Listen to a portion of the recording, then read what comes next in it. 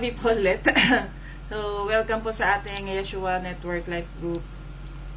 At ngayong gabi po, tutuloy ko po yung ating pinag-uusapan, no? Regarding the last days. So, last time, we talk about 2 Timothy chapter 3, verse 1 to 9, na ano po ba nangyayari sa huling panahon? Mas lumalala ang sitwasyon, nagbabago, mas nagiging godless po ang mga tao sa ating kapanahunan. And that is the last days po. No? So, meron po dito na binanggit na people will be lovers of self, lovers of money, proud, arrogant, abusive, disobedient to their parents, ungrateful, unholy, heartless, unpeaceable, slanderous, without self-control, brutal, not loving good, treacherous, reckless, swollen with conceit, lovers of pleasure rather than lovers of God, having the appearance of godliness but denying its power.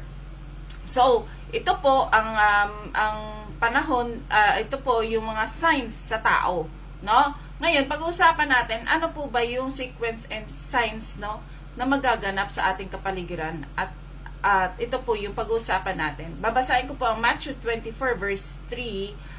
Mahaba-haba po to, medyo mahaba po, bear with me lang po, no, to 31. Or better, hindi ko po babasahin ng mahaba-haba kasi, pero mas maganda mabasa para makita natin sequence, ano. So, signs of the end of the age. So, as he sat on the Mount of Olives, the disciples came to him privately saying, "Tell us, when will these things be? And what," mas maganda, share ko na lang, wait lang share ko po yung screen ko sa inyo para makita niyo.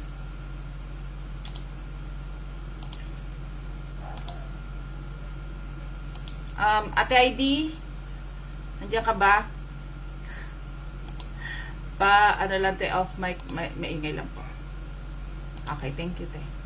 Okay, so nababasa po natin, nakikita po natin. So, basahin ko po para mas makita niyo yung verse. So, chapter 24, verse 3. As he sat on the Mount of Olives, the disciples came to him privately, saying, "Tell us, when will these things be, and what will be the sign of your coming and of end of the age?" And Jesus answered them, "See that no one leads you astray, for many will come in my name, saying, I am the Christ, and they will lead many astray. And you will hear of wars and rumors of wars. See that you are not alarmed, for this must take place, but the end is not yet. For nation will rise against nation, and kingdom against kingdom, and there will be famines, earthquakes in various places. All these are but the beginning of the birth pains. Then they will deliver you up to tribulation and put you to death, and you will be hated by all nations for my name's sake. And then many will fall away and betray one another and hate one another. And many false prophets will arise and lead many astray. And because lawlessness will be increased, the love of many will grow cold, but the one who endures to the end will be saved. And this gospel of the kingdom will be proclaimed throughout the whole world as a testimony to all nations. And then the end will come. So when you see the abomination of desolation spoken of by the prophet Daniel standing in the holy place, let the reader understand. Then let those who are in Judea flee to the mountains. Let one who is on the house not go down to take what is in his house. And let the one who is in the field not turn back to take his cloak. And alas for women who are pregnant, and for those who are nursing infants in those days, pray that your fight may not be in the winter or on Sabbath. For then there will be a great tribulation, such as not been from the beginning of the world until now, no, and never will be. And if those days had not been cut short, no human being would be saved. But for the sake of the elect, those days will be cut short. Then if anyone says to you, "Look, here is the Christ," or "There he is," do not believe it. For false Christs and false prophets will arise and perform great signs and wonders, so as to lead astray, if possible, even the elect.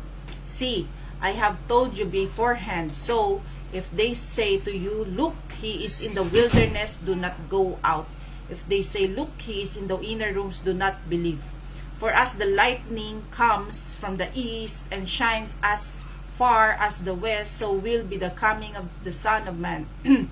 Wherever the corpse is, there the vultures will gather. Immediately after the tribulation of those days, the sun will be darkened, and the moon will not give its light, and the stars will fall from heaven, and the powers of the heavens will be shaken. Then will appear in heaven the Son of Man, and then all the tribes of the earth will mourn. They will see the Son of Man coming on the clouds of heaven with power and great glory, and he will send out his angels with a loud trumpet call, and they will gather his elect from the four winds, from one end of heaven to other. So, pagpalain po ng Panginoon ang kanya pong mga salita, at tuloy po tayo sa ating pinag-usapan. Ngayon po, pag-usapan natin ano po ba ang sequence ng last days as mababasa natin dito sa Matthew 24. So, dito, inisa-isa kung paano nagsimula, no, ang last days. At inihalintulad po ito sa babaeng manganganak, no? Sa verse sa verse 8. All these are but the beginning of the birth pains. So sa verse number 1, ano po ba ang unang magaganap? For verse 5, no, for many will come in my name saying, I am the Christ, and they will lead many astray. No? So, yun po.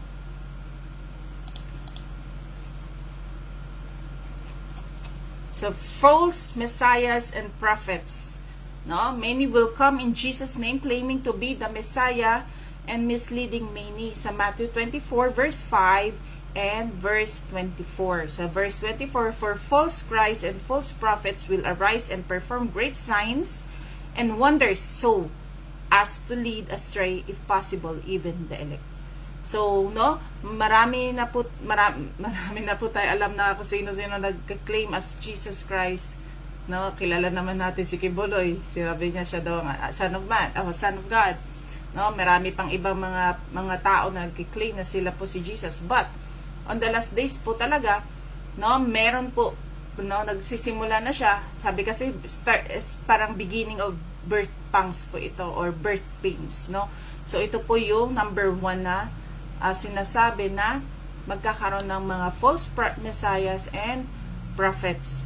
And no, pwede po talagang pag yung antichrist po talaga, sasabihin niya na siya yung magiging tagapagligtas ng mundo, or maraming mamamangha sa mga kaya niyang gawin. Magkakaroon ng unity, peace, no, in the first 3.5 years ng tribulations. Next, number 2 is wars and rumors of wars. By the way, no, hindi ko po explain sa ngayon yung connection ng, papakita ko na lang po para mas maintindihan yung sinasabi ko.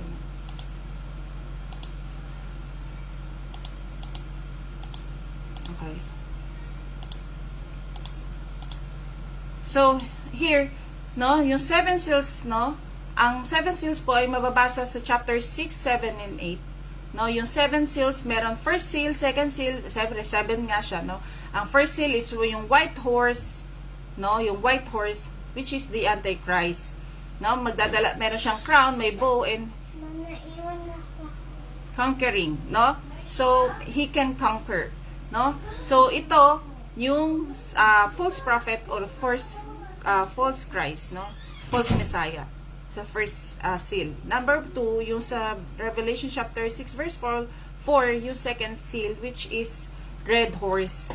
No, yung red horse po, hindi po ito yung yung alcohol na iniinom ng mga lasinggero. Ito po yung red horse na second seal, no, na binanggit sa Revelation chapter 6. No, magkakaroon ng, it means war, no, connection siya sa Matthew 24 verse 7, nation will rise against nation, kingdom against kingdom, sa Matthew 24 verse 7. There will be war, rumors of war, no. And ito po ay nakikita na natin nagaganap, no, simula pa noon hanggang ngayon. But it like sabi ko nga kanina, no, it is like birth pains, no, it intensifies.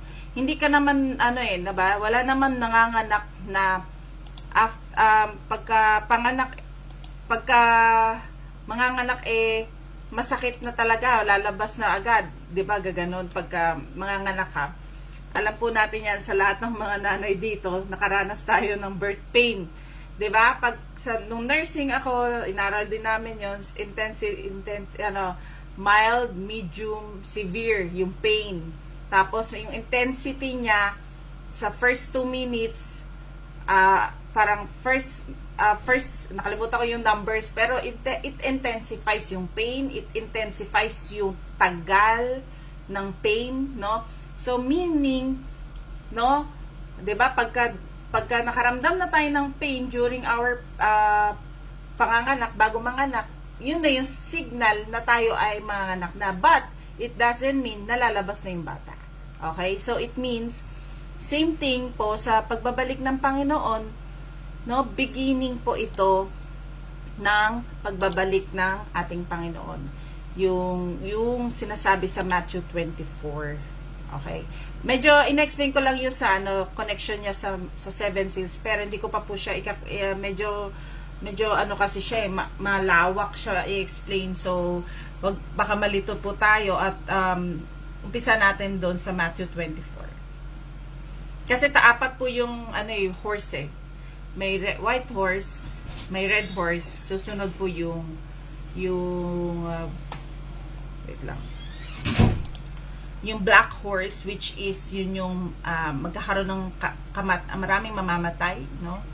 And because of famine na sinasabi sa Matthew 24 verse 7, and yung pale horse na kamatayan, death and Hades, no? Maglalaban-laban na mas maraming mamamatay dito dahil may pestilence, famine, earthquakes, no?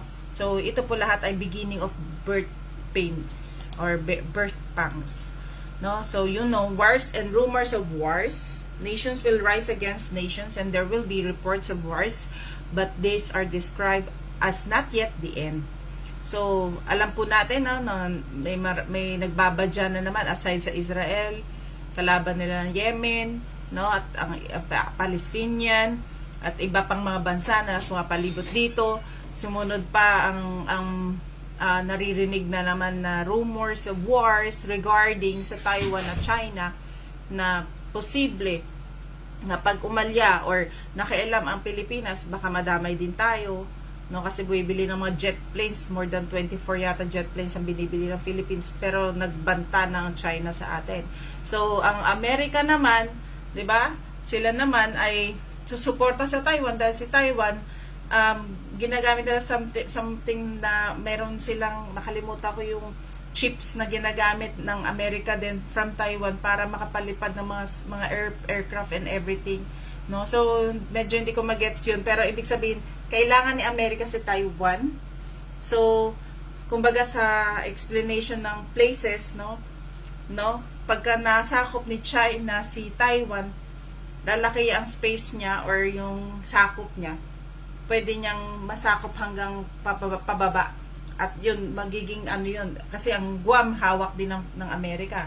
So yun, ibig sabihin, talagang kabi-kabila, no? Ukraine, Russia, ang dami. Hindi na natin, alam na natin, na noon pa naman may mga wars na. Pero possible po for World War III nga daw yun. Pagka nagka-problema ang Taiwan at China, tapos lumaban si Amerika, damay din ng Pilipinas, damay-damay na. Third World War III na, no? So yun po yung sa pagkakaintindi ko sa mga, kaya napakahalaga po na hindi lang tayo basta busy sa buhay natin, makinig din po tayo, matuto tayo makinig kung ano nangyayari sa mundo, kasi marami po nangyayari, no? At dito po natin makikita ang signs ng pagbabalik ng Panginoon. And number 3, yung famine and earthquakes sa Matthew 24 verse 7 to 8. No, maraming disasters nakikita po natin, kabi-kabilang earthquake, kabi-kabilang sunog, no? At sinasabi ng Matthew 24 verse 7 to 8 is ito po ay pasimula pa lang ng birth pains. Okay, so meaning, nakikita na natin, it means nag-i-start na po ang last days. No? So, birth pains na po. Tapos, magkakaroon ng persecution of believers sa verse 9. Followers of Christ will face persecution, betrayal, hatred for His name. So, bakit hindi na pala dapat magtaka tayo? No? Bakit tayo nakaka-face ng persecutions? Minsan samahan natin sa buhay, taga-simbahan o taga-ibang lugar or kapitbahay natin, kahit di natin kakilala, pina-persecute yung pagsunod natin kay Christ. Nagkakaroon ng betrayal kahit sa family, hatred, no? Sa loob ng church, no? Nagkakaroon ng ganitong problema, persecution of believers. Sa verse 9. And verse 5, number 5, increase of wickedness and decrease of love. No? So sabi sa 24 verse 12, as magkakaroon ng wickedness increase and the love of many will grow cold. So nagiging pasama ng pasama ang tao. Imagine, ang dami ng balita. Nakaraan, nakwento ka naman, no? Tapos meron na naman bago, yung 14 years old, giniitan yung babae, yung girlfriend, ex-girlfriend, no? Sa loob ng school, sa CR ng school, no? Ginanon, nilaslasan sa leeg.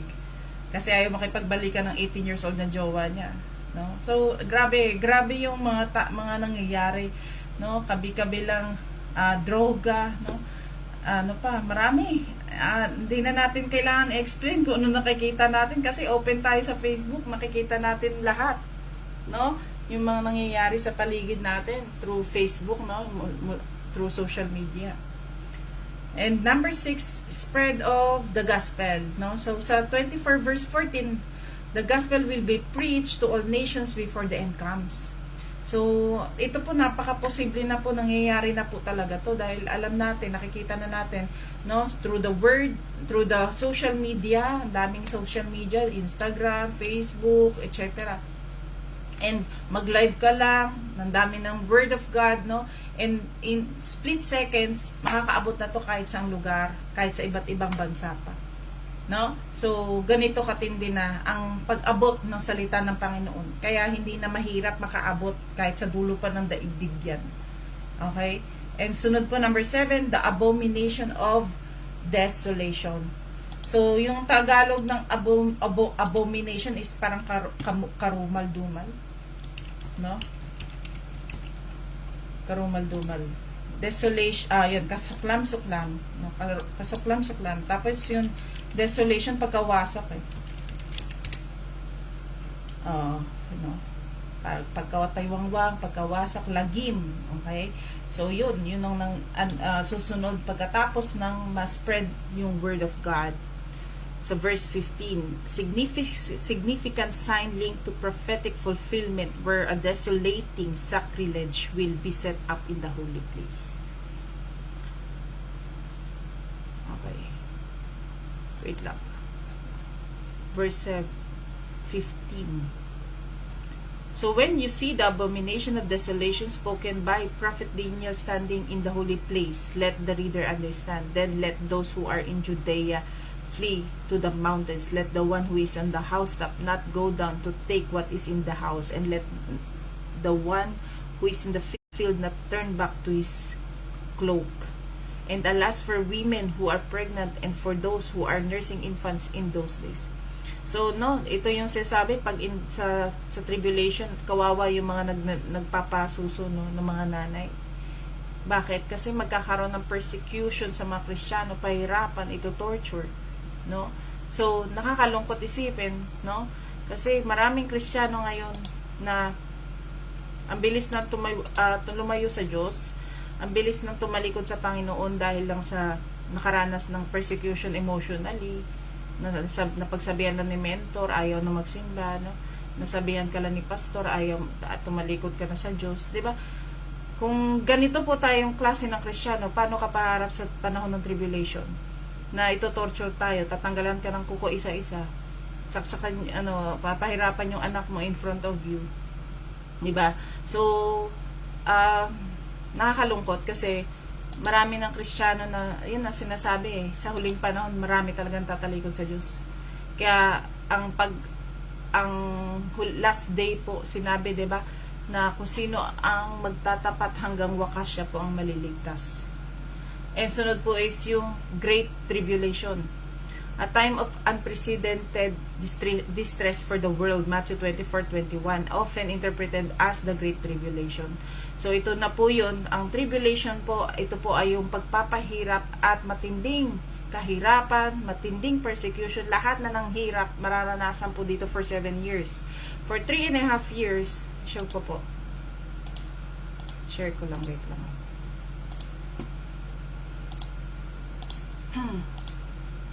So, saan ba yun? Ito, no, magkakaroon ng 7-year tribulation, no? So, ito po yung church age, ito po yung nangyayari, ito yung panahon natin.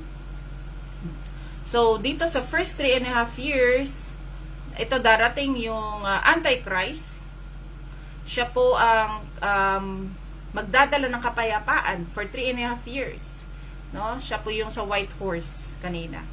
So, dadala siya ng kapayapaan, pagkakaisahin niya lahat ng tao sa buong mundo, at kikilalanin siya bilang pinakakilalang tao sa buong mundo, at siyang makikilalang one leader, ang magbibigay ng one world government at one world currency. Mawawala na po lahat ng currency, isa na lang ang currency. No? Tapos, mapapasunod niya ang lahat ng leader sa buong mundo. At magkakaroon siya ang maggagawa ng peace talk even sa Israel, sa bawat kalabang bansa ng Israel. So, ito po yung gagawin niya for 3.5 years. Mukhang okay siya.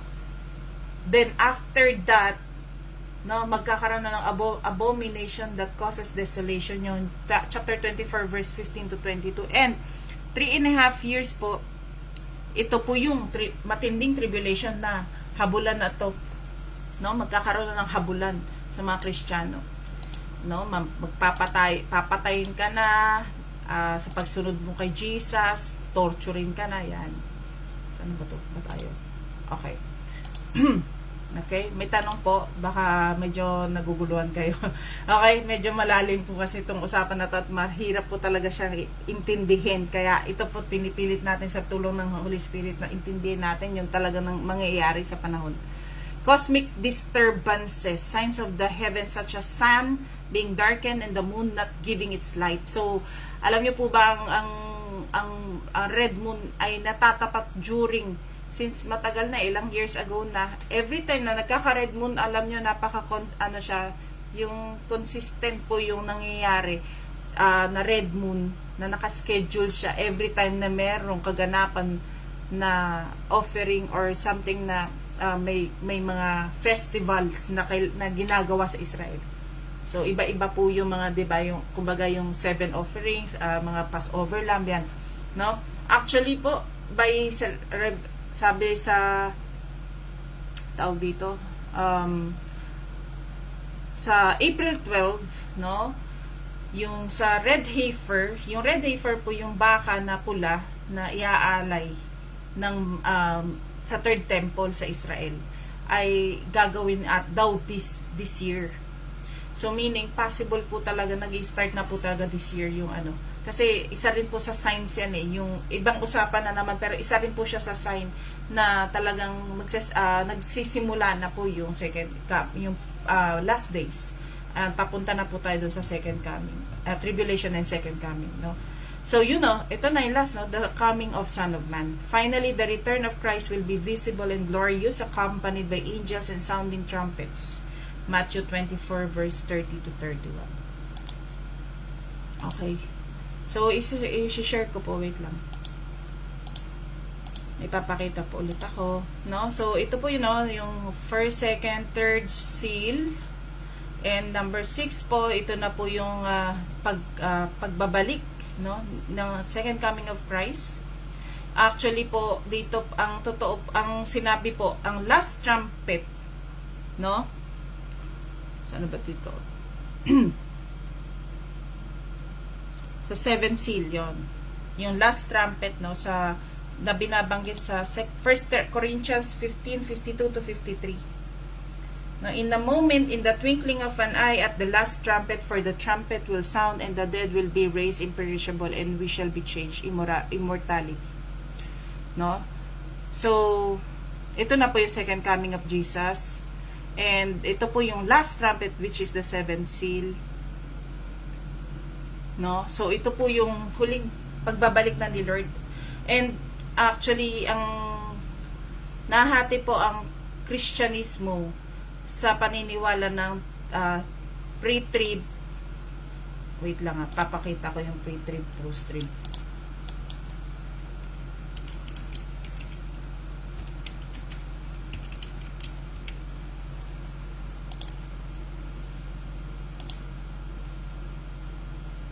So, yan. Okay. Kita po ninyo. Okay. So, dito po, no, sa yung sinasabi ng trib is tribulation. Pre means bago mag-tribulation, mid sa gitna ng tribulation, post after tribulation.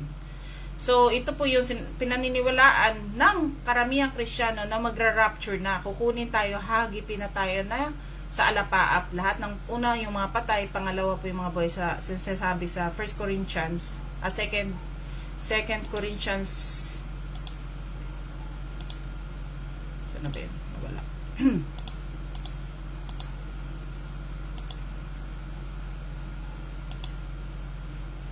So, yung sinasabi dito pala sa 1 Corinthians 15:52. Pero yun, ito no. So, pre-trib yun. Ibig sabihin, parang alam ng parang paniniwala natin na faith natin sana na ito, i-rapture na tayo there bago magkaroon ng tribulation. Pero, no, according sa Matthew 24, pag binasa po natin ulit, after nitong tribulation, immediately after the tribulation of those days, the sun will be darkened, and the moon will not give its light, and the stars will fall from heaven, and powers of the heavens will be shaken. Then will appear heaven in the sign of, then will appear in heaven the sign of man. And then all the tribes of earth will mourn, and they will see the Son of Man coming on the clouds of heaven with power and great glory. And he will send out his angels with loud trumpet call, and they will gather his elect from four winds, from end of heaven to the other. So kung titingnan po natin yung seventh seal, the Lamb opened the seventh seal, there was silence in heaven for about half an hour. Then I saw the seven angels who stand before God. 7 trumpets were given to them. Revelations 8 verse 1 and 2. So yun na, yung last trumpet na binabanggit sa 1 Corinthians 15 to 52 to 53. He will send his angels with a great sound of trumpet, and they will gather together his elect from the four winds. Yung Matthew 24 verse 31 na binasa natin kanina. At ito po yung kinonek sa 1 Corinthians. So itong 1 Corinthians, paniniwala natin is, ito po talaga yung rapture.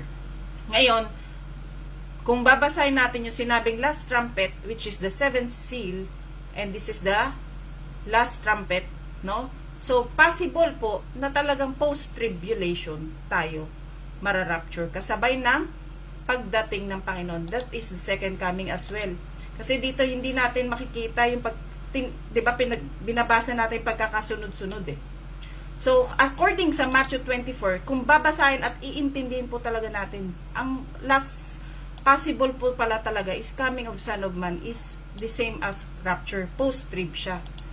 Pero hindi po tayo, depende po kasi sa tao, pero ako po personally, inaral ko po ito at nagpipray ako sa Holy Spirit, maintindihan ko po. Kasi dati pa po ito pinag-aawayan ng mga Kristiyano eh, na ang paniniwala ng 1990s ng mga Kristiyano hanggang sa ngayon yung karamihan talaga paniniwala nila ang rapture pre-trib. No? Pero any time naman talaga na dumating si Lord ng pre or post, ang mahalaga, ready ka. Okay? Maging ready po tayo anytime na bumalik si Lord. Kung pre man yan, ma-rapture o post-trib. Kasi nga, kung hindi tayo ready anytime, no? Paano tayo sabi nga ng Panginoon sa sa Matthew 24, kung sino po yung magtatapat hanggang wakas siya po ang maliligtas. Yes, amen. So, yun, no? So, yun po yung pagkakasunod-sunod ng sequence po na according sa chapter 24 ng Matthew. So, dito, mababasa natin yung pagkakasunod-sunod. And yung sa Revelations chapter 6 onwards, is all about the 7 seals, 7 seals, 7 trumpets, and 7 bowls. No? Ito po ay judgment ng Panginoon. Kung paano sunod-sunod na dumarating yung judgment ng Panginoon sa mundo. At hanggang sa huli, yun na magkakaroon na ng Battle of Armageddon, no, pag winasak ni Lord yung buong mundo. And so mahaba-haba pa pong usapan, pero yun, anytime, pre-trib, post-trib, mid-trib, dumating si Lord, dahil hindi naman po talaga natin alam kung kailan. Wala naman pwedeng magsabi anong date, kasi si Lord lang nakakaalam talaga. Ang mahalaga po, bilang mga Kristyano, maging handa po tayo sa huling kapanahunan at sa pagbabalik ng Panginoon. No? Amen? So, good evening everyone po. Welcome po tayo sa ating testimony